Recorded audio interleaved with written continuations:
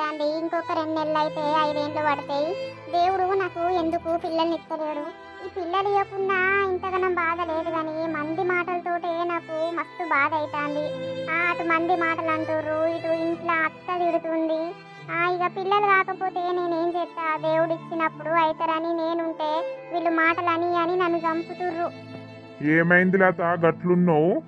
కాదండి, మనము పిల్లల కోసం ఎన్నో హాస్పిటల్ తిరిగినాం, ఎంతో మంది దగ్గర పోయి చూయించుకున్నాం. అయినా దేవుడు మనకు పిల్లల్ని ఇత్తలేడు. మందేమో అనేక రకాలుగా మాటలన్నీ చంపుతారు. రోడ్డు పొంట కుక్కలు మొరుగుతాయి, పట్టించుకుంటావా?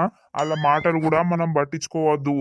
ఏం కాదు, నువ్వు అస్సలు బాధపడకు. ఆ దేవుడు ఇచ్చినప్పుడాయే ఇతనేమో ఇయ్యని, లేకపోతే సచ్చదాకా మన ఇద్దరమే బతుకుదాం గాని నువ్వు అట్లాంటి పిచ్చి పిచ్చి ఆలోచనలు పెట్టుకోకు. సరే అండి, కానీ గొడ్రాలు గొడ్రాలు అని మీ అమ్మ ఇంట్లో చంపుతాంది, బయట వాళ్ళు చంపుతారు. నాకు ఈ బతికెందుకని అనిపిస్తాంది. ఈ పిల్లలు దేవుడు ఓ పిల్లనో పిల్లగాడో ఇస్తే ఇన్ని మాటలు